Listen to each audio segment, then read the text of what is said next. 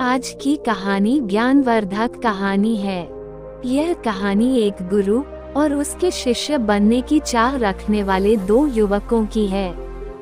इस कहानी से बेहतरीन सबक आप सीख पाओगे। एक जंगल में एक साधु महात्मा रहा करते थे। उनकी ख्याति दूर दूर तक कई राज्यों में फैली हुई थी। लोग उनके ज्ञान और समझदारी की वजह से उनसे प्रभावित होकर बहुत दूर दूर से उन्हें खोजते हुए इस जंगल में आ जाया करते थे।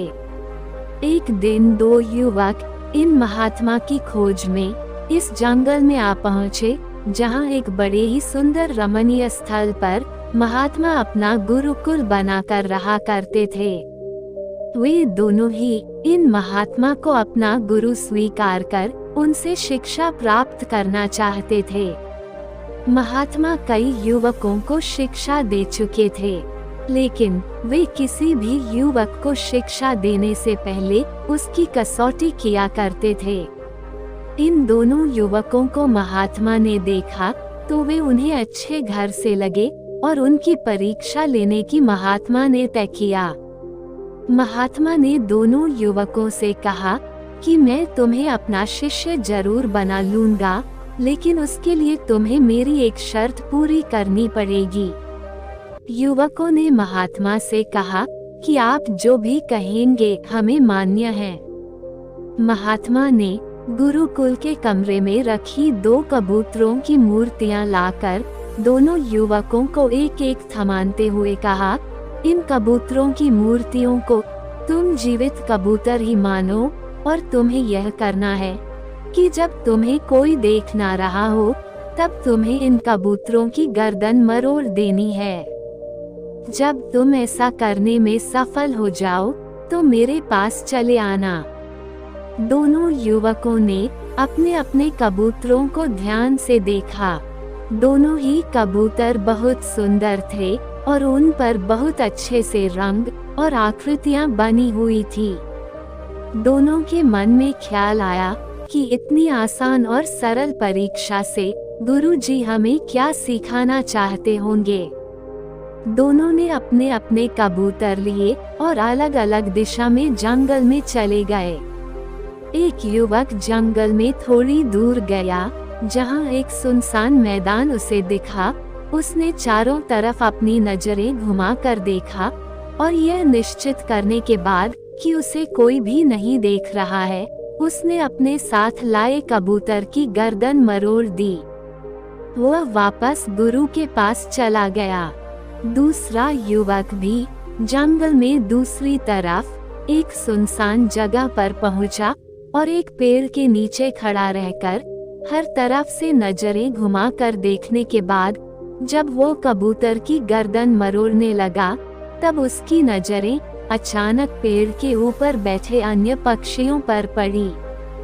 क्योंकि उसे ऐसा करते हुए वे पक्षी देख रहे थे, इसलिए उसने कबूतर की गर्दन नहीं मरोड़ी।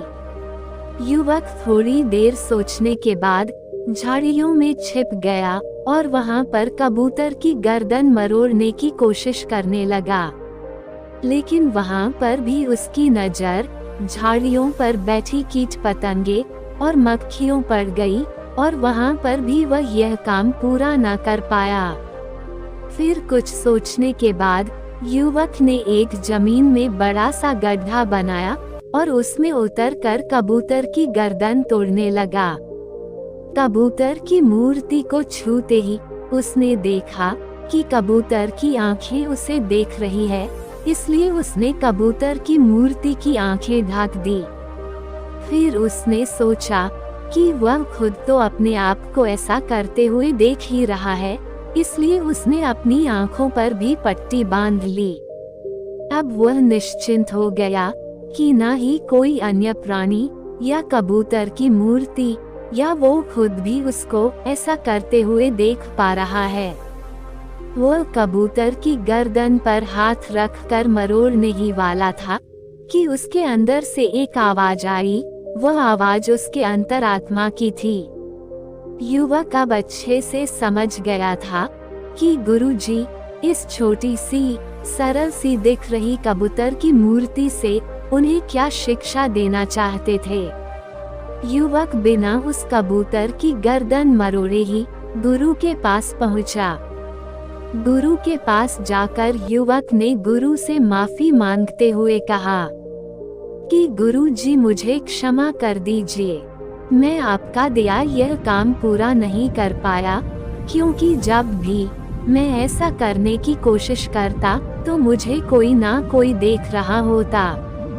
जब मैंने यह सुनिश्चित कर लिया कि बाहरी दुनिया में मुझे कोई देख नहीं रहा है, तब भी मेरी अंतरात्मा और वह परमात्मा मुझे देख रहा था, इसलिए मैं इस परीक्षा में पूरी तरह असफल हो गया। महात्मा ने उस युवक को शाबाशी देते हुए कहा कि तुम इस कसौटी में असफल नहीं बल्कि पूरी तरह से सफल हुए हो।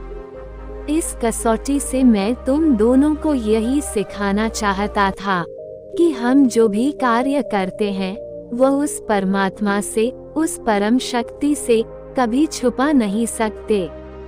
इसलिए हमें कोई भी कार्य उस परमात्मा को ध्यान में रखकर कि करना चाहिए, और जब हम ऐसा करते हैं तो हम कभी गलत कार्य नहीं कर पाते। आज के लिए इतना ही। अगर आपको यह कहानी अच्छी लगी हो तो मुझे कमेंट बॉक्स में जरूर बताना यह कहानी कैसी लगी और आपके जीवन में क्या परिवर्तन लेकर आई। आपके जो कमेंट बॉक्स में कमेंट आते हैं वही मुझे आगे बढ़ने में मोटिवेशन प्रदान करते हैं, इसलिए अपना प्यार हमेशा बनाए रखें। धन्यवाद।